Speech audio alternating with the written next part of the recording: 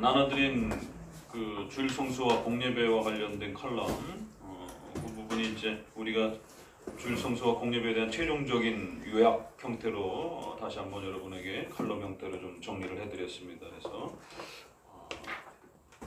공적인 신앙 고백서들 속에 표현된 주일 성수와 모이는 공예배에 대한 명령, 이렇게 해서 적어도 지금 주일 성수와 공예배에 대한 심각한 혼란들이 지금 한국 교회를 강타하고 있습니다. 이럴 때일수록 정말 주일 성수라는 의미가 무엇인지, 또 그 주일 성수의 핵심이 되는 이런 공적 예배라고 하는 것이 무엇인지에 대해서 이번 계기를 통해서 아주 분명하게 또 성경적으로, 교리적으로, 또 교회사적으로 또 잘 정립해 두셔야 됩니다. 그렇지 않게 되면 이 정도의 도전 갖고도 이렇게 흔들리고 이럴 정도면 앞으로 더 심각한 그러한 그 위기가 찾아오게 될 때에 이 주일 성수와 공예배가 우리의 그 개개인의 신앙과 또 가정 안에 또 교회 안에 엄청난 또 이러한 그 혼란으로 위기에 빠질 수 있음을 또 주의하셔야 됩니다. 더더구나 많은 또 이러한 복음주의권 내에서조차도 또 더 기가 막힌 것은 우리가 개혁주의나 칼빈주의를 한다라고 하는 그런 목회자나 신학자들의 입에서 이러한 그 주일 성수와 공예배를 전통적으로 이렇게 지켜왔던 대로 이렇게 소개하지 않는, 결국 구약이나 신약 몇몇 구절들을 이렇게 그거를 인위적으로 편집하면서 결국 오늘 우리 시대의 주일 성수가 너무 율법적이다라고 하는 이러한 그 비판. 그러니까 청교도들과 장로교도들은 늘 율법주의라는 별명과 비난을 아주 달고 살았습니다. 그래서 주일 성수를 하나 해석하는 방식을 보면 이 사람이 장로교도들인지 아니면 국교도인지 아니면 로마 카톨릭인지 아니면 제세례파 계열의 이런 회중파 또 자유를 좀 더 강조하는, 개인 신앙을 좀 더 강조하는 제세례파나 독립파 회중파 방식인지가 금방 구별이 납니다. 왜 우리가 율법 십계명을 도덕법으로 이해하느냐와 그렇지 않고 그냥 몽학선생, 정제 기능으로만 보느냐에 따라 그 율법 하나 해석하는 거 가지고 루터파인지 장로교인지 금방 표가 납니다. 대화를 해보면. 그런 것처럼 이 주일 성수 부분에 있어서도 청교도 중에서도 특별히 이러한 웨스트민스터 계열의 장로교 계열의 청교도들은 엄숙하게 24시간 온종일을 주일 성수하는 이러한 그 해석이 전통적인 해석이었고, 그럴 때마다 그런 식의 해석을 율법주의다라고, 성도들 숨도 못 쉬게 한다라고 하는 이제 이런 식으로 비아냥거리면서 공격하고 주의를 좀 더 느슨하고 이렇게 좀 더 자유 선택 가운데 두도록 이렇게 요구하는 많은 시도들이 있었던 것입니다. 그렇기 때문에 우리가 청교도라고 했을 때 퓨리탄이라는 말도 많이 알려져 있지만 컨포미스트라고 하는 제임스와 찰스의 오락의 그 포고문이라고 하는 주일 오후에 스포츠를 할 수 있도록 허락해 주라라고 하는 이러한 아주 교묘한 법령을 만들어 놓고 마치 성도들의 건강을 위하는 것처럼 이렇게 법령을 만들어 놓고는 엄격하게 하루 종일을 주일 성수하는 이러한 청교도들과 장로교도들을 핍박하기 위한 그런 수단으로 사용을 했을 때 그 법령에 순응하는 자들을 우리가 컨포미스트, 순응했다, 합의했다, 서명했다. 그렇지만 그런 식의 반쪽짜리 주일 성수는 절대로 수용할 수 없다라고 해서 그걸 거부한 자들을 넌 컨포미스트, 그래서 저항자들, 거부자들. 그게 뭐에 대한 거부냐? 주일 성수에 대한 거부라는 것이죠. 그래서 자유로운 방식으로 지키는 주일 성수를 거부했다라는 거죠. 엄격하고 엄숙하게 하루 종일을 성경에 규정된 원리를 따라서 그렇게 시간과 모이는 공예배로서의 공간적 그러한 모임으로서 주일 성수를, 예배를 지켜가려고 했던 자들을 퓨리탄이라고 그러고 그들을 장로교도들이라고 말을 하는 것입니다. 그런데 오히려 오늘 우리 시대는 칼빈주의를 표방한다고 하는 사람들이 예배를 드리는 것을 마치 전염병 시에 예배 드리는 것을 반역이라고 말하지를 않는가, 또 율법주의자라고 공격하지를 않는가, 무례한 자라라고 이렇게 사회적인 어려움들을 돌아보지 않는 아주 무식하고 무례한 자들이라고 이렇게. 아니, 불신자들이 그렇다면 이해가 돼요. 그런데 더더구나 칼빈주의를 표방한다라고 그러면서 개혁주의를 표방한다라고 그러면서 자유를 부르짖으면서 주일 성수의 자유를 부르짖으면서 그렇게 엄격하게 지키는 자들을 비난하게 되면 그러면 엄격하게 지켜왔던 그러한 앞선 선조들은 뭐가 되느냐 말이에요. 그래서 오늘 우리 시대에는 다양한 형태의 개혁주의가 소개가 되고 있기 때문에 더더욱 조심하셔야 됩니다. 그러니까 과거에는 부족해도 그래도 장로교라라고 하는 질서 아래서 총회의 이러한 장로교단 질서 아래서 그래도 장로교가 나름대로의 자리를 지켜왔던 것입니다.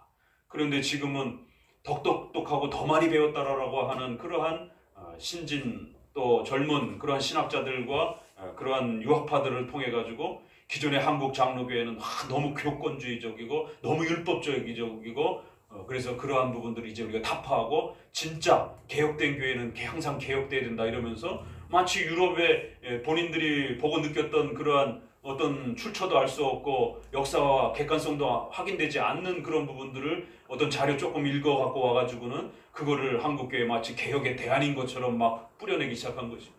그러다 보니까 고신과 같은 이러한 굉장히 엄격한 이러한 교단에서조차도 이러한 주일 성수와 공예배에 대해서 연세 드신 분들은 과거처럼 엄격하게 지켜가지만 50대 아래로 젊은 층을 중심으로 해서는 이렇게 엄격하게 지키는 이런 주일 성수와 이러한 공예배적 내용들이 마치 율법주의인 것처럼 공격해대고 또 축도 하나라든가 이런 단어 하나 갖고도 막 공격을 하면서 마치 예배 순서와 전통적인 이러한 부분들이 다 변질되고 잘못된 것처럼 그래서 본인들이 가장 개혁적인 그런 어떤 예배 순서와 어떤 부분들을 내어놓는 것처럼 그런데 웃긴 거는 그러한 예배 순서 자체를 장로교는 규정화시키지 않았습니다. 그래서 칼빈조차도 초기, 중기, 후기까지 예배 순서가 다 다릅니다. 그래서 칼빈의 예배 순서를 보게 되면 어떤 면에서 상당히 카톨릭적인 냄새가 나는 사제의 공적 선언 같은 경우도 있단 말이에요. 그러니까 웨스트민스터는 그랬기 때문에 그런 것까지 다 없애버렸습니다. 사제 선언이라든가 이런 부분까지 다 없애버리고 새로 이렇게 또 제시하기도 했습니다. 그래서 웨스트민스터도 대략 예배의 규정적 핵심 요소만 잘 구성된다라면 이 구성 요소 안에서 각 지역마다 각 교단마다 형편에 맞게 또 예배 순서를 정할 수 있다라고 이렇게 정해놨는데 마치 자기네가 정해놓은 것이 가장 훌륭한 예배 순서인 것처럼 그건 결국 웨스트민스터 예배 모범 또 도르트 총회의 그러한 7위 규범 이걸 부닥치는 그러한 주장들입니다. 왜요? 우리의 선조들은 로마 카톨릭처럼 전 세계가 어떤 특정한 그 예전 순서에 따라 토시도 하나 안 틀리게 그렇게 똑같이 예배드리도록 그게 진짜 율법주의입니다. 그렇게 하게 되면 성령의 내적인 역사와 이런 은혜가 차단되어지는 그런 위험성이 있기 때문에 예배의 예전 순서에 있어서는 자유로움을 열어준 겁니다. 그래서 규정적 예배 원리라고 하면서 그 순서에 있어서는 자유로움을 열어준 겁니다. 그래서 순서를 어떻게 구성할 것인지 어떤 요소가 조금 더 보강이 될 것인지 이런 부분들은 오히려 자유 속에 열어준 것이 그래서 예배 모범이라고 해서 예배 순서를 정한 것이 아니라 예배의 정신과 예배의 가치와 예배의 특징을 소개한 것이지 예배 모범하고 그 들어가 보게 되면 예배 순서가 하나도 없습니다. 이런 독특성을 이해 못하고 그런 식으로 자기네께 가장 훌륭한 성경적 그런 원리다 이래버리게 되면 그러면 다른 교단 다른 형태에서 행하고 있는 이러한 부분들은 뭐가 되냐는 거예요.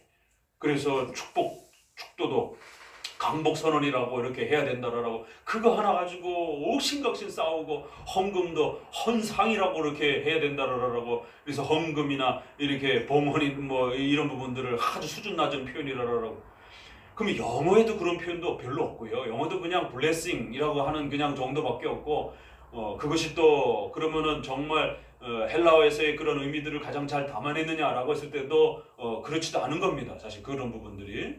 그렇기 때문에 언어적 한계도 있는 것이고 또 우리 번역에 있어서 언어적 한계도 있는 것이고 그러면은 우리가 축도라 했을 때 우리도 목회자의 축도는 개별 그러한 기도로 하지 않습니다. 그러나 우리 선조들이 용어를 축도라라고 이렇게 분명히 목회자가 공적 권위를 가지고 하나님의 복을 선언하는 그런 의미로서 강복선언의 의미가 분명히 있는 것이에요. 그러나 그 용어를 한문으로 축도라라고 그렇게 교회법적으로 구성해 준 겁니다. 그러면 영어에서는 그냥 베네딕션 블레싱이라고 하는 이런 부분들을 어떻게 번역할 것이냐라고 하게 되면 블레싱이라고 하는 여기에 무슨 강복선언 의미가 있습니까? 그것도 영어권의 그냥 문화인데 그럼 영어권에서도 그 의미를 가지고 하나님께서 우리에게 복을 선언해 주신다라고 복 내려 주신다라고 하는 그 의미를 교리적으로 가르쳐가면서 그 단어를 특수하게 교회 안에서 사용하는 것입니다. 은혜라는 단어도 마찬가지예요. 은혜 아래 우리가 일반 세상 아래에서 부모님의 은혜도 있고 여러 가지 은혜 개념이 있는데 기독교에는 그 은혜라는 단어를 동일하게 쓰는 것입니다. 그러나 기독교에서 말하는 은혜 개념은 본질적으로 다른 것입니다.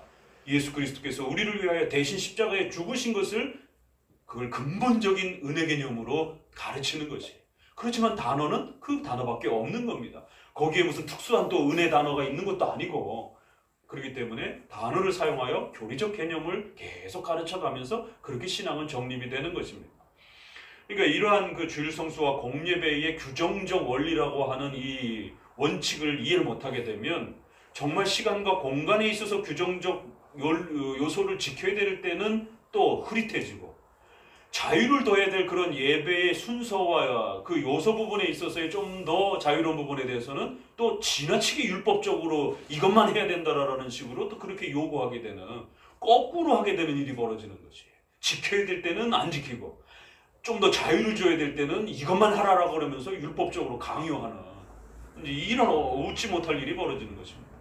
결국 그 얘기는 전통적으로 우리의 스승을 통해서 꾸준히 장로교 신앙을 그렇게 학습하지 못했다라는 것에 대한 반증입니다. 결국 자기 주관적으로 그냥 독단적으로 신학을 공부하면서 자기 스스로 터득한 그런 어떤 개혁주의와 칼빈주의를 소개하다 보니까 이런 사태가 벌어지는 것이에요. 그래서 반드시 적어도 박형룡, 박윤선, 조직신학에서는 박형룡, 주경신학에서는 신구약 성경을 해설하는 데 있어서는 박윤선, 저는 지금도 칼빈을 가장 먼저 기본적으로 읽고 그 다음에는 박윤선 목사님의 주석을 또 우리 형편이기 때문에 또 우리의 사람들의 또 우리의 언어로 또 표현되기 때문에 그 교리를 우리 언어로 어떻게 표현해야 될 것인가, 이거는 우리 선생님의 목소리를 들어봐야만이 그걸 한문으로 어떻게 우리말로 어떻게 표현해내는지를 신학 용어로 구축해내는지를 우리 선생님의 신학자의 목소리를 들어봐야만이 아는 것입니다. 그래서 반드시 저도 지금도 박윤선 목사님의 주석을 기본으로 하는 것이에요. 아무리 읽어봐도 우리나라에서 박윤선 목사님 주석보다 그 뛰어넘는 주석은 아직도 제가 발견하지 못했습니다. 참 그 표현 하나하나 이렇게 읽다 보면 얼마나 기가 막힌지 또 교리적으로도 아주 정확합니다. 많은 여러 가지 해석의 그 다양성이 있는데 아주 정확하게 칼빈의 해석을 기본으로 먼저 쫓아가면서 어떤 부분에서는 차이가 있습니다. 아니, 배자하고도 차이가 있어요. 그러니까 그런 부분에서 원칙적으로 칼빈의 해석을 잘 따라주시는 이런 부분에서 야, 역시 타고나구나. 그리고 나서는 이제 마지막 세 번째는 최근에 근래에 들어서 종교개혁자들의 그러한 이제 성경 주석들, 그래서 RSV라든가 이런 좋은 또 성경 주석 성경이라든가 근래의 개혁주의자들이 좀 더 함께 연구해서 웨스트민스터나 프린스턴 계열에서 이렇게 또 연구되어진 이런 정도로 울타리를 쳐놓고 나아가는 겁니다. 그러니까 그런 것처럼 이렇게 적어도 또 마지막에 교회 정치와 공예배적 이러한 원리와 이런 모든 또 교회법적인 이러한 또 적용은 적어도 박병진 목사님이라고 하는 우리 한국의 최고의 교회법 신학자입니다. 그러니까 박윤선 목사님도 헌법 해설책을 냈지만 박병진 목사님이 가장 존경받는 헌법의 최고의 대한민국 최고의 그러한 교회법 해설자이고 교회법 전문가입니다. 그래서 교회 회의법, 또 교회 7위 장로교회법에 대한 해설서, 이런 모든 부분들을 장로교회가 이런 부분을 어떻게 이해하고 그러한 그 삼직부터 시작해서 모든 직분론이라든가 교회의 예배와 7위와 이런 모든 부분들의 교회법을 어떻게 이해하는지에 대한 부분들을 또 가장 우수하게 그렇게 정리해 놓으신 신학자입니다. 적어도 한국에서 장로교 신학을 하려면, 교회를 하려면 이 세 가지가 기준이 돼야 되는 것이에요. 그런데 이런 선생님들의 글을 읽지 않고 그냥 자기 혼자 그냥 개혁주의를 공부해 놓고는 이게 개혁주의다고 던지면 그게 객관성이 있느냔 말이에요. 그래서 적어도 일본 주일 성수와 공예배와 관련해서 최근에 이렇게 율법주의라고 공격하면서 한국이 그동안 지켜왔던 것들은 전통적인 것은 율법적이고 너무 엄격하다라고 그러면서 자유로운 형태의 신령과 진정으로 내적인 그러한 어떤 영적 그 성장이 더 중요한 것처럼 이렇게 몰아가면서 전통적으로 지켜왔던 이런 방식들을 지나치게 공격하고 이러한 부분들에 대해서 상당히 조심하셔야 됩니다. 더더구나 그것이 개혁주의자라는 이름으로 그렇게 쏟아져 나오고 있고 또 웨스트민스터를 어떤 분은 진짜 뭐 쓰레기라고까지 이렇게 비난하지를 않나, 또 어떤 분은 또 그렇게 7장이나 언약론 때문에 그렇게 아주 공격적으로 웨스트민스터를 공격해내면서 실제로 율법론에 있어서 우리가 도덕법으로 이해할 때 율법주의자가 있고 세간점 학파라든가 이런 부분은 분명히 율법주의자들입니다. 페더럴 비전도 그렇고. 그런데 행위 언약을 무시하면서 이 은혜 언약만을 강조하는 또 이런 분파들이 등장을 하면서 본인들이 과거에 무율법주의로 그렇게 은혜 언약만 강조했던 그런 자들의 역사에 같은 선에 있는지도 모르는 것이에요. 자기들이 가장 칼빈주의적인 줄 본인들은 그렇게 착각을 하는 것이에요. 그러면 본인들이 가장 칼빈주의적이라는 걸 어떻게 증명해낼 거냔 말이에요. 그런데 기가 막힌 거는 행위 언약과 은혜 언약의 이 두 구성을 하나로만 강조하면서 은혜 언약만 고집하고 강조했던 그 유명한 사람이 칼 바르트입니다. 그래서 율법론에서 복음만 강조하고 은혜 언약만 강조하고 행위 언약에 대해서 굉장히 공격적인 자세를 취하게 되면 그 바르트주의가 됩니다. 근데 지금 한국에서 칼빈주의를 대변하고 이런 분들이 아주 웨스트민스터를 공격하면서 행위 언약을 공격해대면서 마치 은혜 언약만이 유일한 것처럼, 근데 그 구조 자체가 바르트가 그거를 확립했고 1900년 이후부터는 그렇게 하나의 구조로 언약을 풀어가는 것은 거의 대부분 바르트주의고, 그리고 나머지는 또 자유주의 쪽에서 무율법주의자들이 또 그렇게 그런 주장들을 합니다. 그런데 오늘날 갑자기 그렇게 웨스트민스터를 공격하면서 은혜 언약만이 최고다라면서 웨스트민스터를 수정하고 고쳐야 된다라는 소리를 버젓이하는 이런 부분들을 참 이렇게 어떻게 이렇게 용감하게 말할 수가 있는지, 웨스트민스터에 있는 이 조항들을 하나하나 33개를 있는 그대로 이해하고 받아들이고 적용하는 것도 벅찬데 그거를 벌써 자기가 선생이 다 돼가지고 그거를 어느 건 뜯어내야 되고 어느 건 수정해야 되고 어느 건 집어넣어야 되고, 아니 그걸 누가 객관화시키냔 말이에요. 그분의 개인의 생각인 것이지. 그렇기 때문에 성도들은 그런 주관적 해석에 대해서 정말 조심하셔야 됩니다. 그래서 같은 또 칼빈주의 선생님이라도 아직 수준이 좀 미흡한 분도 있고 또 수준이 월등한 분도 있고, 그러면 수준이 월등한 분을 기초로 해서 박형룡, 박윤선, 박병진 목사님이라고 하는 한국교회가 100년 동안 검증하고 지켜왔던 그러한 신학자들의 토대 위에서 장로교를 이야기할 때는 여러분이 역사성과 객관성을 신뢰할 수 있는 것입니다. 그러나 그 토대가 아닌, 그 토대를 무시하면서 뭔가 칼빈주의와 개혁주의를 대안을 제시한다? 그럼 의심하고 들으셔야 됩니다. 쉽게 읽거나 그거를 수용하는 방식으로 읽어가서는 큰일 납니다. 그러니까 주일 성수와 공예배 하나조차도 이렇게 각자 자기가 해석한 대로 막 그냥 주일 성수와 공예배를 뿌려대면 성도들 입장에서는 목숨을 걸어야 되는 정말 이런 주일 성수와 공예배라고 하는 이 엄청난 가치 앞에 자신의 전 삶을 걸어야 되는데 어떤 게 맞는 건지를 기준 자체가 흔들려 버리면 이건 정말 기독교 신앙이 다 무너지는 것이에요. 더더구나 우리 선조들은 주일 성수와 공예배를 하나님 앞에 잘 지켜내면 하나님 앞에 복 받는다라고 그렇게 배워왔고, 또 우리가 예수님을 믿는다는 증거는 반드시 공적으로 주일 성수와 공예배를 통해서 나타난다라고 하는, 한쪽에는 우리의 신앙을 증명하는 요소입니다. 주일 성수와 공예배는. 또 성화적인 열매 차원에서 주일 성수와 공예배를 철저하게 잘 지켜내게 되면 여러분의 일주일의 삶이 복을 받는 것이에요. 여러분의 인생 전체가, 여러분의 가족과 여러분의 생애 전체가 하나님의 보호하심과 돌보심 속에서 은혜를 누린다라고 성경은 약속하고 있단 말이에요. 그러니까 신앙의 증명으로도, 여러분의 신앙의 열매로도 이 주일 성수와 공예배가 흔들리게 되면 다 망가집니다.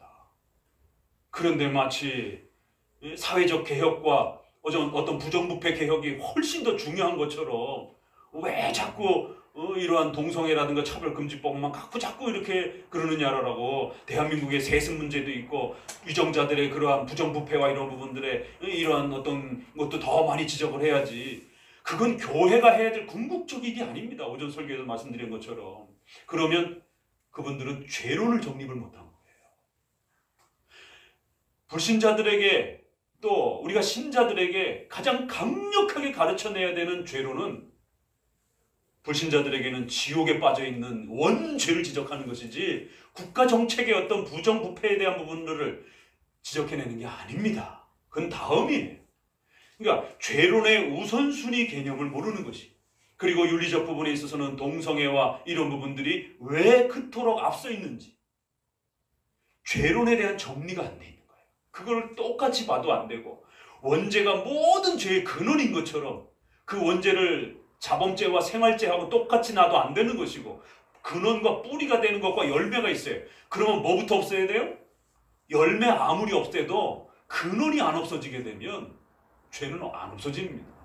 뿌리를 뽑아야 되는 겁니다. 그렇기 때문에 불신자들에게는 도덕적인 그런 윤리 권고가 아니라 원죄, 예수님을 믿지 않으면 지옥 간다라고 하는 근원적인 이 원죄를 파고들고 그거를 강조해 줘야 되는 거예요. 그리고 성화적인 부분에 있어서는 오늘 읽었던 로마서도 동성애만 더 부각하고 또 레이기도 그렇고 수많은 죄 속에 동성애를 더 부각하고 소돔과 고모라와 이런 부분에서도 결국 그 마지막 정점은 동성애 때문에 무너져가고 가나안 땅도 그들이 왜 하나님 앞에 토해 내쳤느냐라면 하나님이 얼마나 불쾌하면 인간의 어떤 그런 그 비유를 들어갖고 아예 토해냈다고 그러잖아요. 더러워가지고. 그럼 거기에 남색, 남창,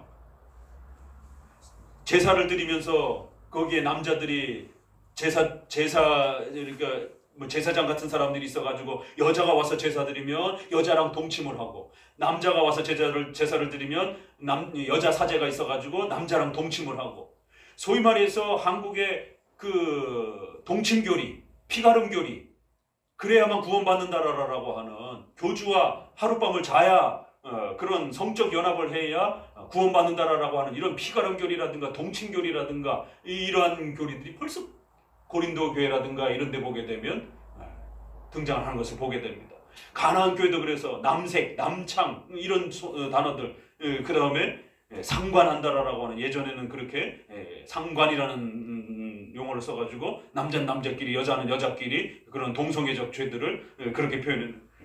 그래서 최근에는 구약학자들이 그 상관이라는 단어는 동성애 단어가 아니라라고 하면서 언어학적으로 이렇게 또 고대 근동에 뭐 여러 언어가 쓰여졌는데 뭐 이러면서 또 로마서의 이러한 단어는 보편화된 동성애가 아니라 로마 군대의 그 선배 군인들이 이제 갓 들어온 열 몇 살의 그 후배 군인들을 갖다가 군사 기술 가르쳐 준다고 그러면서 결국에는 남자들끼리만 이렇게 군대에 있다 보니까 성적인 욕구를 해소할 데가 없으니까 그런 어린애들을 데리고 결국 이제 동성을 데리고 성적인 해소를 하는 그런 로마 군대의 어떤 그런 특수한 그런 성적 범죄들이지, 로마서가 지적한 건 사회적 보편적인 그런 죄를 지적한 게 아니다라는, 아주 이런 식으로 아주 그럴듯하게 전통적으로 동성애를 강조하고 그 죄의 심각함들을 지적했던 이러한 전통적 해석들을 교묘하게 흐리는 이러한 형태로 수많은 해석들이 쏟아져 나옵니다. 이건 우리의 해석이 아니에요. 그럼 적어도 우리가 장로교적 해석과 장로교적인 그러한 신앙 고백 안에서 교회가 공적으로 고백하고 정리했던 그러한 그 교리의 입장은 무엇인지가 항상 기본이 돼야 되는 겁니다. 아무리 내 해석이 옳고 내가 기가 막히게 해석했어도 적어도 사도신조에서 말하는 그 해석하고 틀리면 사도신조가 틀린 거예요? 내가 틀린 거예요? 내가 틀린 겁니다. 100%. 왜요? 사도신조는 2000년 동안 검증되었던 거잖아요. 수많은 기라성 같은 어거스틴, 루터, 칼빈 그 기라성 같은 학자들이 들여다봤어도 그 틀린 부분 하나 찾아내지 못하고 오히려 자기들의 모든 신앙 고백과 교리 문답을, 신학책을 이 사도신경 해설하는 거 하나로 평생을 보낼 정도로 이 사도신경은 기독교의 모든 것이 요약되어 있다라라. 그래서 사도신경 하나만 제대로 잘 이해하고 믿으면 구원받는다라라. 그렇게까지 공적 해석을 확립해 주었던 것입니다. 그런데 이제 와가지고 주일 성수를 너무 율법주의적이다. 왜 자꾸 성수라는 단어를 쓰느냐라고. 성수라는 단어 자체가 기분 나쁘다라는 거예요. 너무 강압적이다라는 거예요.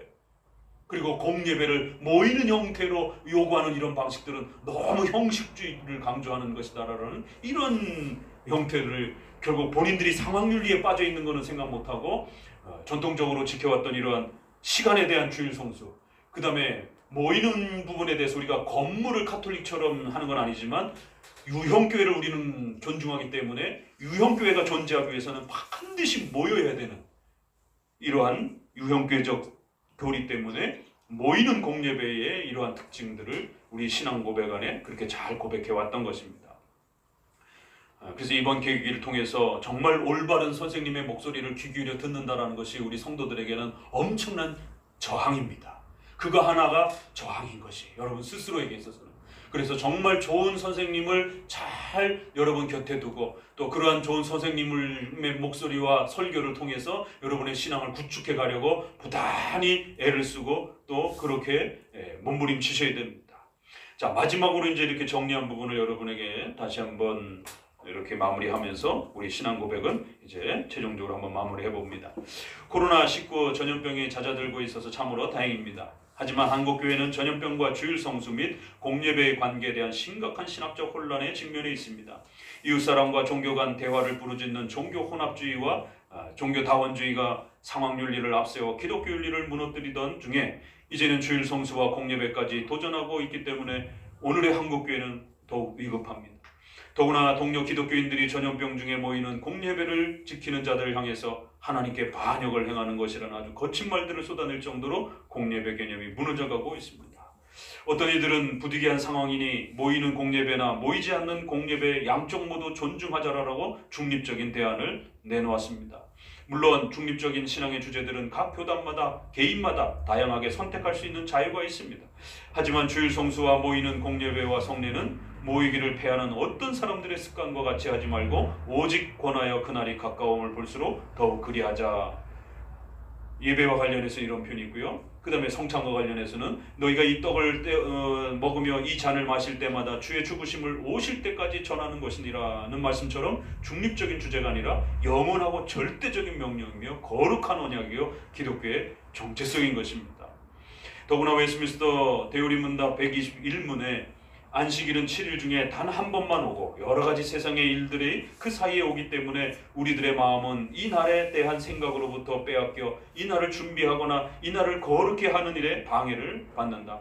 그리고 사단은 그의 도구들을 가지고 필사적으로 이 날의 영광을 지워버릴 뿐만 아니라 심지어 이를 기억하지 못하게 하여 모든 불신앙과 불경건을 초래하기 때문에 기억하라라고 하신다 라고 경고하듯이 주일 성수는 우리의 나태한 죄악과 사탄의 다양한 공격 때문에 항상 소홀해지거나 등한시될 수 있는 위험이 있기 때문에 모이는 공예배 폐쇄나 변경은 더욱 신중해야 합니다.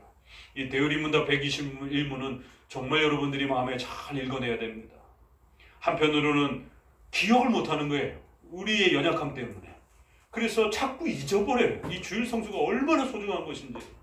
그래서 하나님은 지키라는 형태로 명령을 선언하지 않고 오히려 기억하라, 반드시 명심하라 라라라고 그렇게 명령문 자체를 십계명에서 굉장히 좀 독특한 명령으로 표현했습니다. 지켜라! 당연히 이렇게 명령이 돼야 되는데 지키기 위해서 반드시 기억하고 명심해야 된다는 거예요. 그렇지 않으면 아예 지키는 것 자체를 출발을 못한다는 거예요.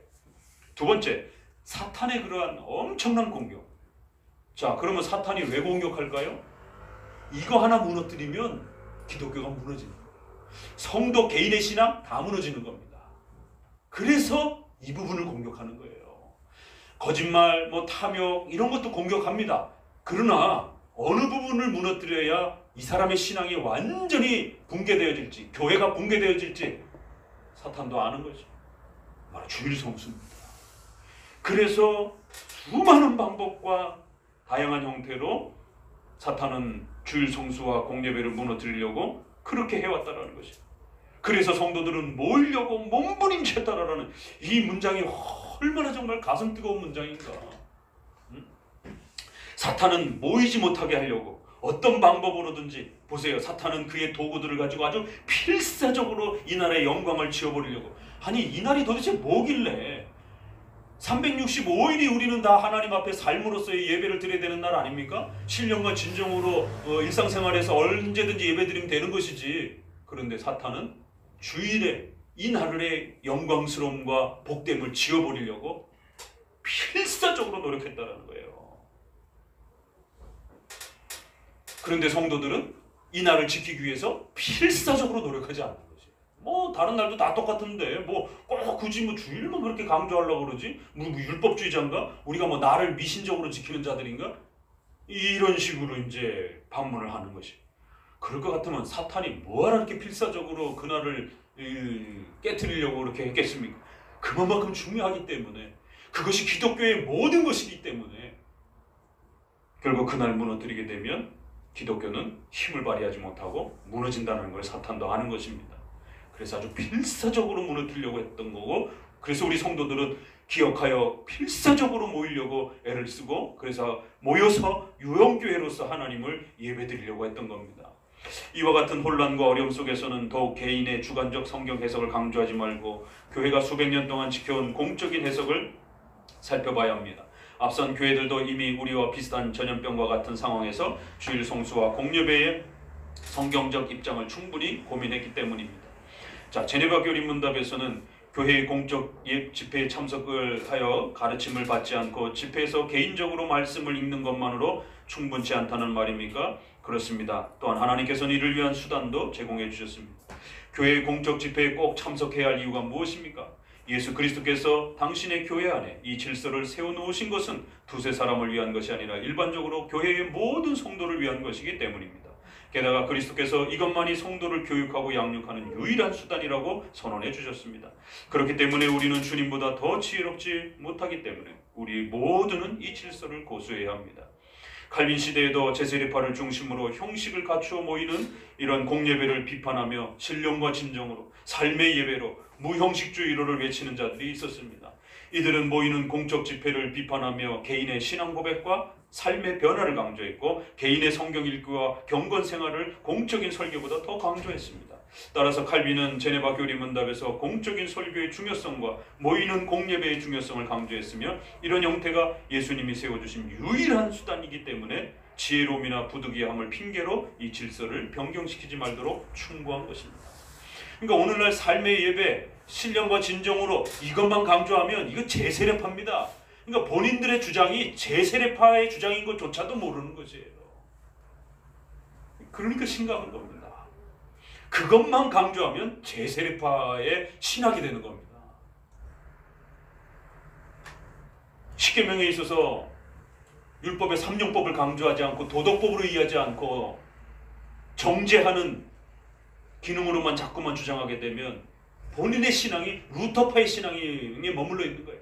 그래서 성경 전체를 예수님 중심으로 읽어내게 되면 그게 루터파의 신앙에 머물러 있는 겁니다. 우리는 예수 그리스도를 가르치기 위해서 우리가 죄인이라는 사실을 성경을 통해서 먼저 깨닫게 하고 그 다음에는 창세기부터 계시록까지 전체는 우리에게 삶의 규범으로서 성화의 규범으로 도덕법으로 또 십계명과 성경은 우리에게 그렇게 쓰여지는 겁니다. 이렇게 이해하는 것이 장로교회의 성경에 대한 이해였던 것입니다. 그래서 예수님을 성경을 구속사 중심으로만 읽지 아니하고 분명히 창조주와 구속주 하나님 두 이 틀로 그렇게 이해하는 것이. 그리고 대상에 있어서는 삼위일체 하나님 중심으로 읽는 겁니다. 보세요. 삼위일체 하나님이라고 믿으면서 성경은 예수님 중심으로 읽어요. 이게 말이 됩니까? 성경을 통해서 우리가 삼위일체 하나님을 배우는 건데 성경을 처음부터 끝까지 예수님 중심으로 읽어버리게 되면 예수님만 알고 성부와 성령은 모르게 되는 겁니다. 그래서 구원론에 있어서는 그리스도가 중심에 다가서지만 성경 전체를 통해서 우리가 하나님을 배울 때는 삼위일체 하나님을 배우는 겁니다. 그리고 그 삼위일체 하나님께서 이루시는 사역과 역사는 창조주 하나님과 구속주 하나님으로서 배우는 것이죠. 존재에 있어서는 삼위일체 하나님. 그래서 신비주의처럼 성령 중심으로 읽어도 안 되고 또 예수님 중심으로만 읽어도 안 되고 또 그분이 하시는 일과 관련해서는 창조주 중심으로만 읽어도 안 되는 것이고 구원주 중심으로만 읽어도 안 되는 거고 창조주와 구속주 하나님 전체의 역사로 그렇게 읽어내야 되는 것입니다. 그러니까 전통적인 이러한 칼빈주의 신학을 제대로 모르다 보니까 편파적으로만 가져와서 가르치는 거예요. 이게 지금 계속 반복되고 있습니다. 오죽하면 세상에 적어도 칼빈주의라고 하면 개혁주의는 조금 넓어요. 뭐 그러니까 어쩔 수 없다고 칩니다. 청교도 그러면 넓으니까. 그렇지만 장로교회, 장로교 목사, 장로회주의를 내가 표방한다 이러면 존 오웬도 걸러져야 됩니다. 존 오웬은 장로교를 가장 많이 공격한 사람입니다. 회중파를 만든 장본인이기 때문에. 존 오웬을 읽어가면서 장로교 목회를 하겠다라고요?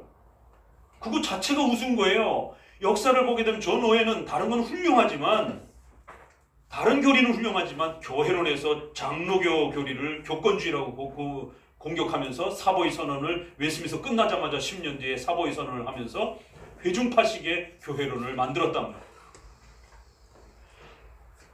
결국 장로교 목회와 장로회주의를 한다라고 그러면서 로이드 존스를 롤 모델 선생님으로 세우면서 장로교 목회를 하겠다고요? 아니, 어떻게 감리교적 그러한 칼빈주의를 표방하고 있는 사람을 장로교 목회자의 롤 모델로 삼을 수가 있냔 말이에요. 일반 교리에서는 좋은 면들도 있습니다. 스펄전도 훌륭한 그러한 복음주의적 설교가기 때문에. 그러나 스펄전을 롤 모델로 장로교 목회를 할 수는 없는 겁니다. 왜요? 스펄전은 침례교 사람이기 때문에. 장로교를 싫어한 사람입니다.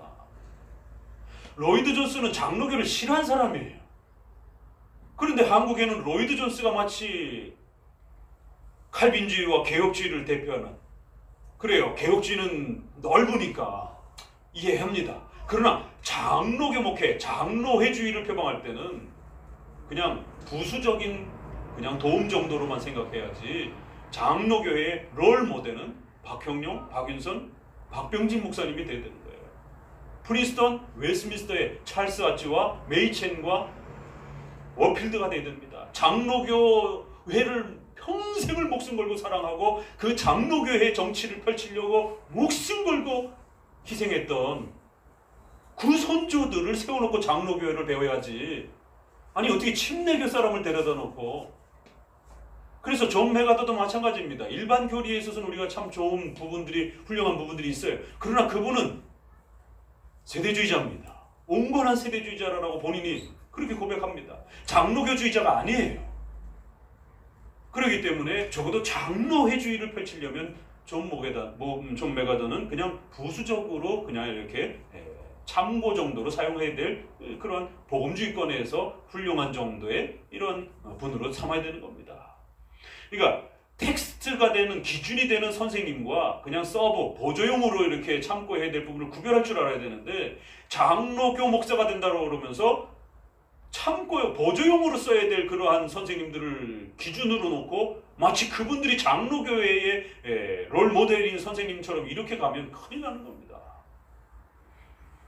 그래서 이런 공적, 장로교가 표준으로 삼아왔던 공적 신앙 고백을 기초로 해서 이제 들여다보면 칼빈으로부터 시작해보게 되면 이처럼 칼빈도 제세례파가 주장했던 이러한 내적인 예배만 강조했던 이런 부분을 거역해내면서 비판해내면서 반드시 모이는 형태의 예배가 필요하다. 공적인 목회자로부터의 그러한 설교를 하나님은 우리에게 신앙의 질서를 예수님이 세워놓으신 것이다.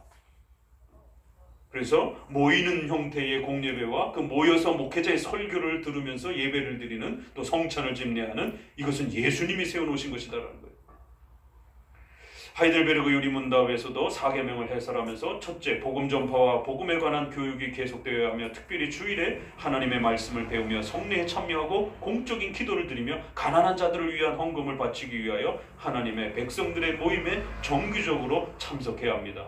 여기도 보세요. 정규적으로 그 모임에 부지런히 참여해야 된다는 거예요. 즉 성도들의 경건 생활은 주일에 정규적으로 모이는 공적 예배를 통해서 세워지는 것이라고 고백합니다. 이 외에도 시간과 공간에 대해서 아주 구체적으로 다뤄준 개혁주의 신앙고백서는 제2 스위스 신앙고백서입니다. 오늘날 모이는 공예배를 비판하는 사람들은 신앙은 건물 중심이 아니다라고 말합니다. 이 표현은 신앙 본질을 설명할 때는 맞는 말입니다. 하지만 이들은 그러니까 모이는 형태의 예배를 고집해서는 안 된다고까지 논리적 비약을 제시합니다. 그러나 제2 스위스 신앙고백서는 22장 교회의 집회에 관하여 해서 시간과 공간이 성도의 경건생활과 얼마나 밀접하게 연관되어 있는지를 자세히 성경적으로 설명합니다. 왜요? 벌써 이 시대에 이런 주장을 하는 자들이 있었기 때문에 아예 항목 자체를 모이는 공예배, 유형교회적 이러한 그 질서, 이게 얼마나 중요한지를 아예 항목장으로 집어넣은 것입니다. 내적인 그런 신령과 진정, 삶의 예배 이런 것만 주장하면서 모이는 유형교회적 질서를 무시하는 이런 제세례파적인 신비주의, 이러한 무교회주의, 이러한 사람들이 벌써 창궐하고 있었기 때문에 거기에 대해서 아주 엄격히 경고한 거예요. 여기는 같이 한번 읽어봅시다. 누구나가 집에서 개인적으로 성경을 읽을 수 있고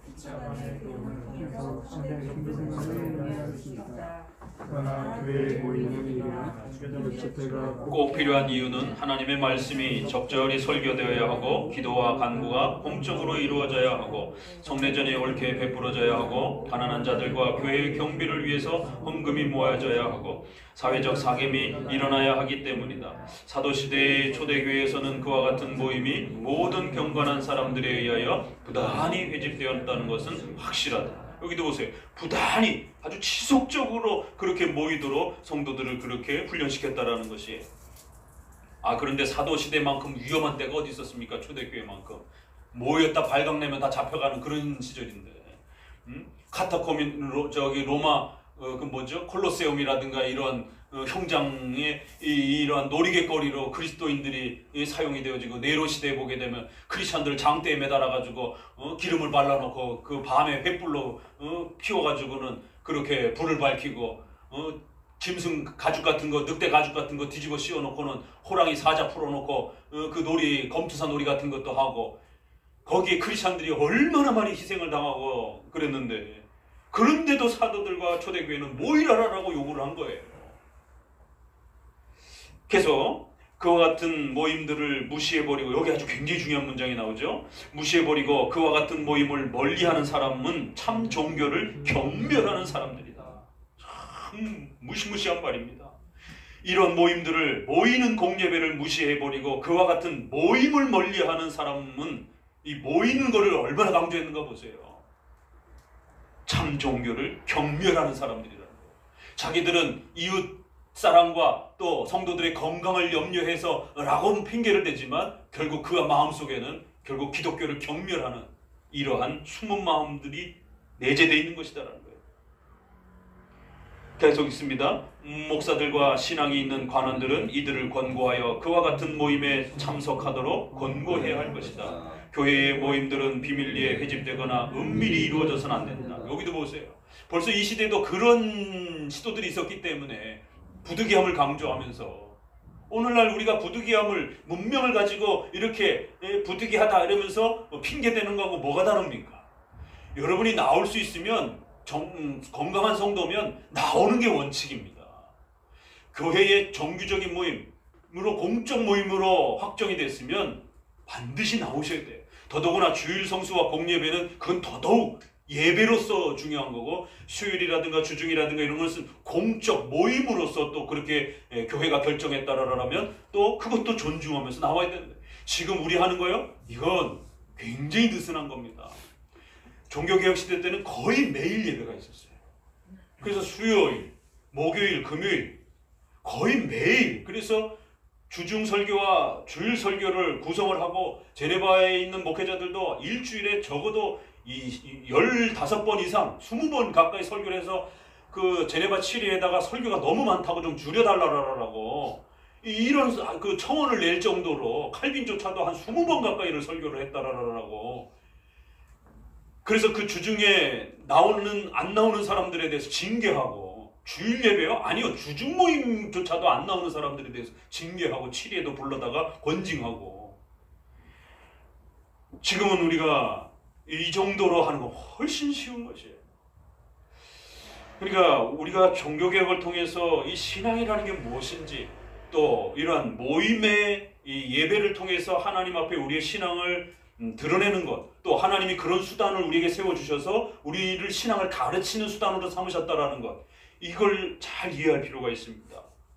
왜 그토록 모이려고 했는지에 대해서, 그래서 히브리서에서는 모이기를 힘쓰는 것에 대해서 그렇게 이야기하고, 그 모이기를 폐하자라고 자꾸 주장하는 자들이 벌써 사도시대 때도 있었다라는 것을 지적하는 겁니다. 간접적으로. 자, 비밀리에 은밀히 사적으로 그냥 신령과 진정으로 삶 속에서 얼마나 핑계가 좋습니까? 그러나 벌써 여기서도 그런 식으로 그렇게 모임을 느슨하게 하거나 안 나오려고, 또 어떤 편리한 방식으로 공적으로 모이는 것들을 대체하려고 하는 이런 부분들은 전부 다 주의해야 된다는 거예요. 그리스도의 원수들과 교회의 원수들이 박해하는 이유로 교회의 모임들이 공적으로 모이지 못한 것을 예외로 한다면, 교회의 모임들은 항상 공개적이어야 되어야 하고 어떤 사람이라도 출석할 수 있어야 한다. 우리는 로마 제국의 황제의 폭군 정치에 치하에서 초대교회 집회가 어떻게 비밀 장소에서 일어났는가를 알고 있다. 여기 마지막에도 이런 역사적인 언급을 다시 하잖아요. 그 폭군 정치 아래서도 모였다라는 것이에요. 자, 계속 있습니다. 뿐만 아니라 성도들이 모이는 장소는 품위가 있어야 하고 모든 점에서 하나님의 교회를 위해서 적합해야 된다. 또 이 건물과 이러한 거를 아주 지나치게 공격하시는 분들이 있어요. 이거는 교회론에 잘못 성립되어 있는 분들이에요. 그러니까 로마 가톨릭의 그 건물 공격하다가 재세례파가 되는 겁니다. 극단으로 가게 되면. 그렇다고 해서 성도들이 모여서 함께 예배드려야 되는 이러한 공간까지도 무시해버리게 되면, 그러면 재세례파가 되는 겁니다. 우리는 분명히 건물주의가 아니에요. 그럼에도 일정한 선에서 건물은 필요한 겁니다. 이게 종교개혁적 원리예요. 양극단은 항상 조심하셔야 됩니다. 그래서 장소 이야기를 하는 거예요. 이런 것까지 신앙 고백 안, 이게 교회 정치도 아니고 신앙 고백 안에 들어가 있어요. 교회법도 아니고. 계속 있습니다. 그러므로 우리는 넓은 건물이나 장소를 택하되 교회를 위해서 적합지 않은 것은 무엇이든지 제거해야 할 것이다.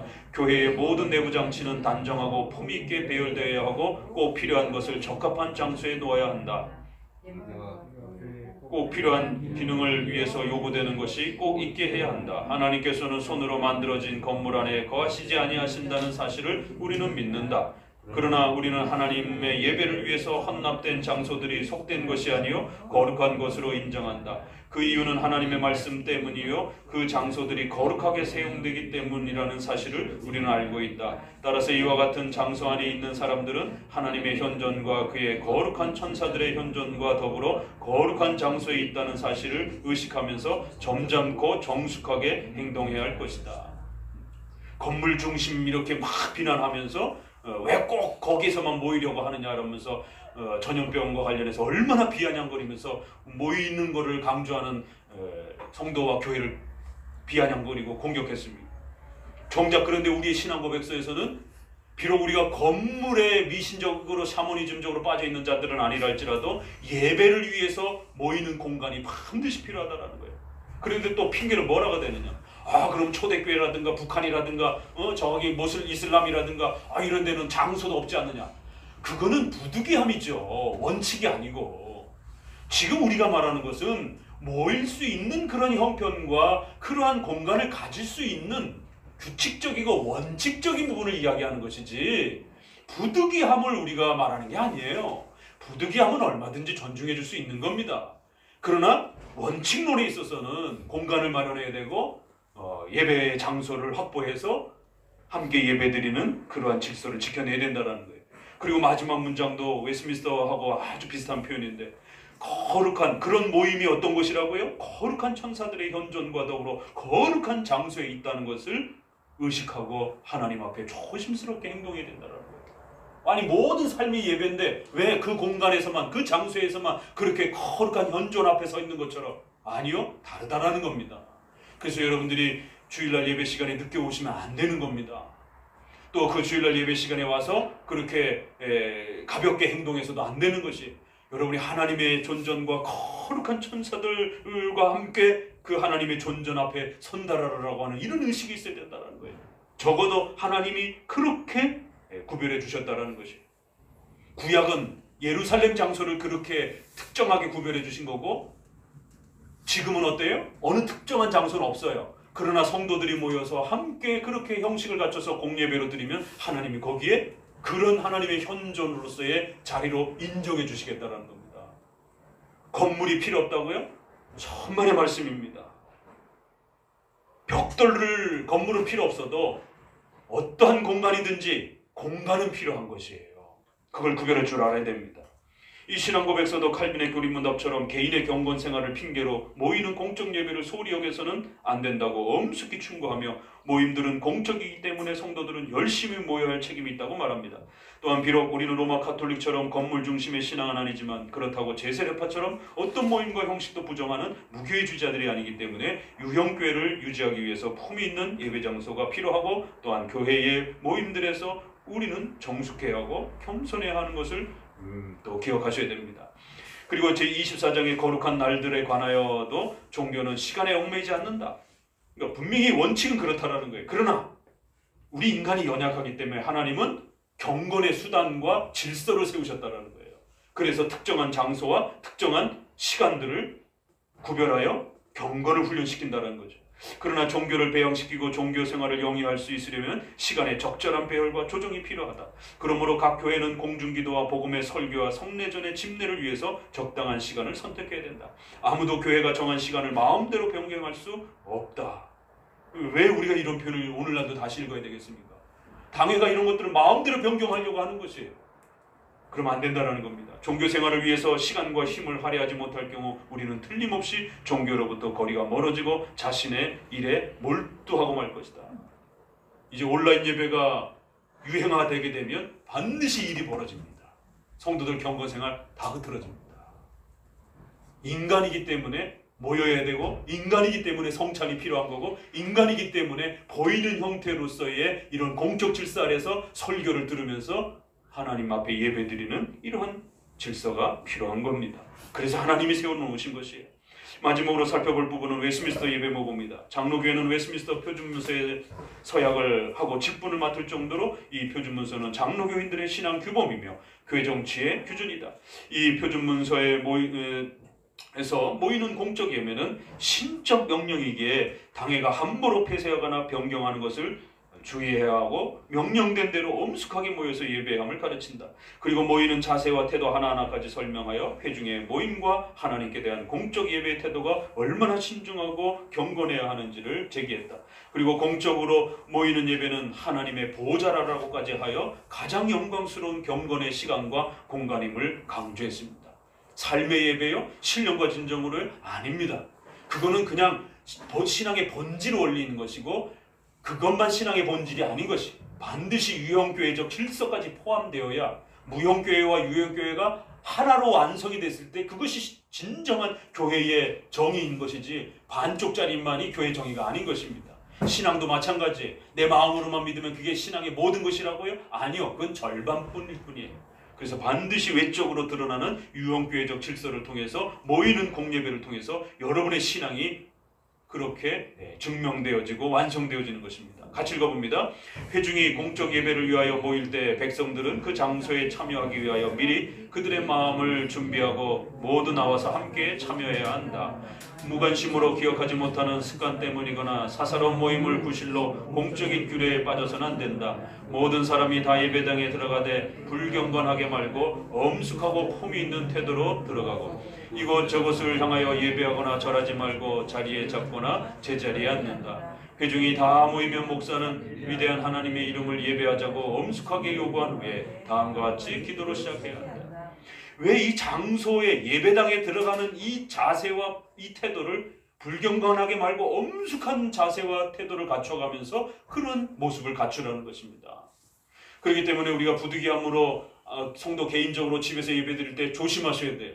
막 불어넣어가지고 그냥 일상복으로 그냥 세수도 안 하고 막 이렇게 하면 안 되는 것입니다.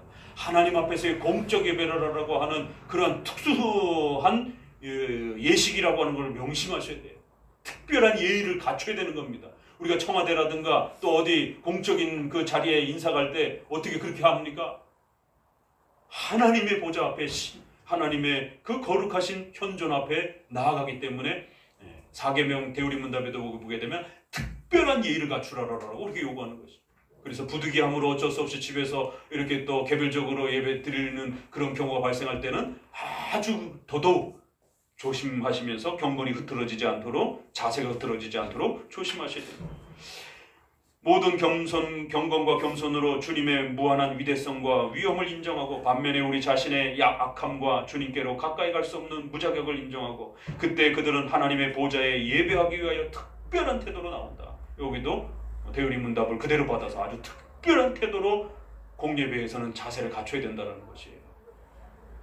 그래서 우리의 부족함을 고백하면서 도와달라라고 하나님께 용서를 구하면서 그렇게 나아가는 거예요. 자, 그 다음 단락 같이 읽어봅니다. 공적 예배가 시작되면 회중은 전적으로 예배에 주의를 기울여서 목사가 그때 읽거나 인용하는 것 외에 다른 것을 읽지 말아야 한다. 그리고 모든 개인적인 속삭임, 대화, 인사나 거기 참석한 사람이나 늦게 들어오는 사람에게 인사하는 행동을 더더욱 하지 말아야 된다. 게다가 멍하니 바라보거나 잠자거나 그런 보기 흉한 행동들을 하지 말아야 한다. 그런 행동은 목사나 회중에게 폐를 끼치고 그들 자신이나 남들도 하나님을 섬기지 못하게 하는 일이다. 어떤 사람이 부득이하여 예배에 처음부터 참석하지 못했으면 그들이 교회 안으로 들어왔을 때 개인적으로 예배를 드려서는 안 되고, 그때 진행되고 있는 하나님의 규례에 회중과 함께 예배드려야 한다. 이렇게 회중적 예배, 공적인 모임적 예배에 질서를 얼마나 소중하게 여겼는가를 보시라는 거예요. 그리고 그러한 예배를 하나님의 보좌라고까지 이렇게 표현할 정도로 아주 구별된 예식과 시간과 공간을 요구했다는 사실을 명심하셔야 됩니다. 지금까지 장로교 신앙고백서들을 살펴보면 하나같이 시간에 있어서는 주일이라고 하는 그 시간을 강조하고 있으며, 장소에 있어서는 벽돌 건물은 아니에요, 가톨릭처럼. 그러나 모이는 공간은 중요하다는 겁니다. 모이는 공예배를 철저히 강조하고 있음을 알 수 있습니다. 신앙의 내적인 본질은 반드시 외적인 신앙 고백과 예배의 정규적 형식을 통해서 자라가고 세워지는 것입니다. 둘 중 어느 하나를 제거하면 안 됩니다. 이 입장이 신구역 전체에서 명령하는 주일 성수와 공예배에 대한 공적 해석입니다. 그래서 당회는 모이는 공예배를 폐쇄하거나 변경하는 것에 대해서 아주 주의해야 합니다. 물론 전쟁과 전염병과 같은 위험한 때에 성도들의 생명을 보호하고 이웃사랑을 협력하는 것은 중요한 일입니다.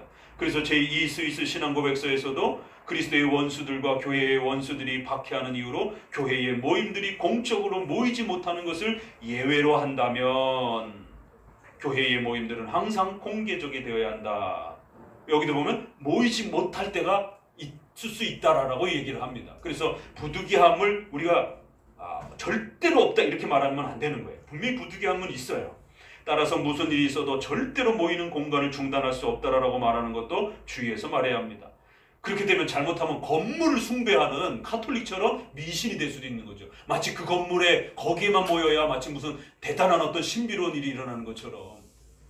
우리 한국의 삼각산이라든가 뭐 한월산이라든가 이런 데 가서 기도하면 무슨 특별한 어떤 능력을 받는 것처럼 이런 어떤 장소 미신주의가 분명히 있기 때문에 그건 우리가 조심해야 됩니다. 그러면 다른 데 가서 예배 드리면 되는 거예요. 그런데 다른 데 가서도 예배 드리는 것 자체도 그거를 부정해버리게 되면 그건 문제가 되는 겁니다. 자, 결론적으로 그럼 결론을 내려보면요. 첫째, 주일 성수와 모이는 공예배는 신앙의 본질이며 기독교의 정체성이기 때문에 함부로 폐쇄하거나 변경하면 안 됩니다. 더구나 당회가 국가와 교회의 상황을 충분히 살피지 않고 선제적으로 우선적으로 공예배를 폐쇄하면 예배를 거부한 죄에 빠질 수가 있습니다. 그러니까 이 부분이 지금 문제가 되는 겁니다. 우리가 조심해야 될 게 있어요. 하나는 건물 중심으로 고집하는 거, 반드시 절대로 모여야 된다. 부득이함 이거 안 돼, 이런 거 없다. 이것도 문제가 있는 겁니다. 또 부득이함으로 빨리 문 닫고 폐쇄해야 된다. 이것도 문제가 있는 거죠. 그럼 원칙이란 뭐예요? 반드시 주일 성수와 공예배로서 모이는 것을 최선을 다하는 것. 이것은 원칙이에요. 그래서 만약에 이 원칙을 등한시하게 되면 예배 회피죄, 예배 거부죄가 해당될 수가 있는 것입니다. 그래서 원칙은 우리가 부득이함은 존중하되 반드시 모이는 공적 예배를 존중하는 겁니다. 그리고 그 장소가 정말 어쩔 수 없으면 다른 곳에 가서라도 예배를 드리는 모이는 공예배가 우선인 것이 그게 원칙이에요. 그렇기 때문에 모이는 공예배를 함부로 선제적으로 우선적으로 그렇게 폐쇄하는 것은 그건 굉장히 심각한 죄가 됩니다. 모이는 사람도 존중하고 안 모이는 사람도 존중하자고요? 아닙니다. 한쪽은 죄가 되는 거예요. 결과적으로 대구라든가 이런 그 특수한 상황에서 벌어졌을 때는 그걸 우리가 부득이함으로 존중하는 것이지 대등한 관계로 존중하는 게 아닙니다. 원칙은 모여서 예배하는 곳이 원칙인 거고 부득이하여 어쩔 수 없어서 못 모이는 그런 형편이 있는 사람들은 존중해 줄 뿐인 것입니다. 그러나 모일 수 있는데도 불구하고 그렇게 선제적으로 우선적으로 안 모인다? 이건 죄입니다. 이건 어쩔 수 없는 상황이니까 서로 이해해주자가 아니에요. 어쩔 수 없으니까 이해해주자는 정말 피치 못해서 모일 수 없는 것, 그걸 우리가 존중해주는 것이지 엄연히 모일 수 있는데도 불구하고 미리 문을 닫아버리기, 이건 죄입니다. 예배 안 드리는 것과 도대체 뭐가 차이가 있는 겁니까? 예배 드릴 수 있는 모든 형편이 되는데도 예배 안 드려요. 7대 방역 수칙으로 얼마든지 예배 드릴 수 있다라고 서울 경기권은 다 허용이 됐는데도 예배 안 드려요. 그럼 이게 예배를 안 드리는 겁니까? 예배를 조심하는 겁니까? 부득이함입니까? 구별이 안 되는 겁니다. 이거 예배 안 드리는 겁니다. 아니 예배 드릴 수 있다라고 국가도 허용을 하고 있는데도 불구하고 왜 안 드립니까? 우리가 염려가 돼가지고. 그건 핑계라는 사실을 모릅니까? 본인들은 협력이라고 또 성도들을 위해서 얘기한다 그러지만 건강한 성도들이 예배드리고 싶어 하는데 또 국가에 있어서도 모일 수 있다라고 기준을 마련해 줬는데도 안 모이는 건 그건 예배를 안 드리고 싶은 겁니다. 속이면 안 되는 것이. 둘째, 전쟁과 전염병과 같은 특수한 부득이함은 아주 예외적으로 그래서 우리는 수용하는 겁니다. 다만 모이는 공예배가 훼손되지 않도록 신중을 기해 적용해야 합니다. 왜냐하면 폐쇄와 변경에 대한 정당한 섭리적 이유가 확보되지 않으면 예배를 무시한 죄로 평가될 수 있기 때문이다. 물론 성도 개인적으로 얼마든지 부득이함을 적용해줘 배려할 수 있습니다. 그렇기 때문에 공예배를 폐쇄하거나 변경하기 위해서는 아주 분명하고 명확한 이유가 확보가 돼야 됩니다. 그것도 섭리적인 이유. 우리가 지금 그런 부득이한 상황에 전쟁이라든가 어떤 그 위급한 상황에 지금 우리 교회가 우리 성도들이 노출되어 있다라고 하는 그걸 누구에게도 분명히 드러낼 수 있는 그러한 원인을 증거를 내놓지 않는다라면 그건 예배 거부죄이지 부득이함이 아니에요. 그러면 대구 같은 경우는 정말 재난지역까지 될 정도로 그렇다라면 그 지역에서 못 모이는 교회들, 온라인으로 예배드리는 교회들 우리가 존중하는 겁니다. 그러나 서울 경기도권에서 예배 다 드릴 수 있어요. 건강한 성도들 중심으로 해서 얼마든지 7대 방역 수칙 예배 드릴 수 있어요. 그러면 교인이 좀 많으면 예배 순서를 좀 많이 한 10% 늘려서 한 30명씩이라도 그리고 또 바로 또 방역하고 뭐 어떤 대책을 세워가지고 이렇게 예배를 드리는 것을 최선을 다해야 하는 것이지 아예 선제적으로 문 딱 닫아놓고 바깥에다가 더 이상 우리는 현장 예배 드리지 않습니다. 이게 부득이함입니까? 예배 안 드리려고 하는 겁니까? 조심하셔야 되는 것이에요. 셋째, 어느 경우라도 모이는 공예배를 절대 폐쇄할 수 없다와 부득이하니 빨리 폐쇄해야 된다. 양쪽 모두는 다 잘못된 것입니다. 조심해야 됩니다.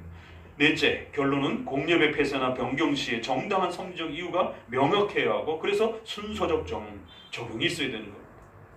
우선 환자, 노약자, 유아 이렇게 개인적으로 피신시키고 두 번째는 국가의 그러한 공적인 판단에 따라서 주의 단계, 심각 단계 그리고 재난 선포 지역 또 그다음에 이동 중지 명령 그럼 얼마든지 우리가 국가법의 진행 상태에 따라서 예배의 그러한 시간들을 형편을 조절해 갈 수 있는 것입니다. 중지 명령 내리지도 않았는데 교회가 알아서 먼저 중지를 해요? 그러니까 또 어떤 분들은 그러더라고요. 우리가 이웃 사랑을 위해서 우리는 가장 먼저 중지할 거라고 그리고 가장 마지막까지 문 안 열 거라고 좀 그런 목회자들도 있더라고요. 그냥 그렇게 하세요. 그래서 예배 예배 드리지 마세요. 그럼 도대체 그게 예배 안 드리는 건지 그게 부득이함인 것인지 그러면 전염병이 바이러스가 그러면은 또 사고로 들었다가 벌써 가을이나 또 겨울에 또 유행할 그런 예고까지 벌써 또 나오고 있는데 그럼 1년 내내 그럼 예배 드리지 마세요. 그러면 당신들은 도대체 뭡니까? 예배를 드리는 신자예요? 예배 안 드리는 신자예요? 너무 어처구니가 없는 것이에요. 가장 먼저 문을 닫고 가장 늦게까지 문 안 열을 거라고요? 그게 교회입니까? 별 방법이 다 나오고 있는 거예요. 전염병에서 대구처럼 위험한 상태라면 온라인 형태로 공적 모임을 변경할 수 있습니다. 하지만 서울, 경기처럼 아직까지 재난지역도 아니고 7대 방역수칙의 가이드라인까지 있다라면 얼마든지 우리는 건강한 성도를 중심으로 해서 예배드리는 일에 최선을 다해야 되는 겁니다. 그리고 마지막에 가서 예배 이런 이동 중지 명령이 떨어지면 당연히 교회법을 국가법을 우리도 존중해야 되기 때문에 또 움직일 수가 없으니까 성도들이 그럴 때는 다른 피치 못할 방법을 부득이함으로 선택할 수밖에 없는 것입니다. 종교개혁 역사와 개혁주의 신앙 고백서들은 당해가 위험 속에서 성도들을 보호하고 돌보며 모이는 공적 예배를 지켜내라고 당부합니다. 이 일은 위험하고 목숨을 잃을 수 있는 일이기도 하지만 목사와 장로는 이 일을 위해 거룩한 부르심을 받은 자들이라고 당부합니다. 그래서 성경은 잘 다스리는 장로들을 배나 존경할 자로 알라라라고 이들을 존경하라고 말씀합니다. 당에는 선제적으로 공예배를 폐쇄하고 변경할 것이 아니라 가장 마지막에 최후의 수단으로 그렇게 결정하는 것입니다. 최근에 나온 그 전염병과 관련된 신학자들의 그 책이 있어요. 그거 꼭 구입해서 읽어보세요. 물론 진보적인 빨리 문 닫아야 된다라고 하는 그런 학자들의 글이 사실은 많아요. 그렇지만 보수 쪽 이승우 교수님 글도 있고 보수 쪽 입장도 우리가 또 비교해 볼 수 있습니다. 그러나 한결같이 당회가 선제적으로 우선적으로 문 닫은 역사는 없습니다. 도대체 무슨 증거를 가지고 교회가 빨리 문 닫아야 된다라고 하는 걸 갖다 대려고 하는지 신앙 고백서 안에서도 없어요. 그저 부득이한 정도의 어쩔 수 없는 마지막에 정도만 이야기하고 99%는 뭐예요? 모여서 예배드려야 된다는 걸 훨씬 더 많이 강조하고 있는 것입니다. 그리고 부득이함에서는 우선적으로 성도들 개인적으로 다 배려를 해주라라고.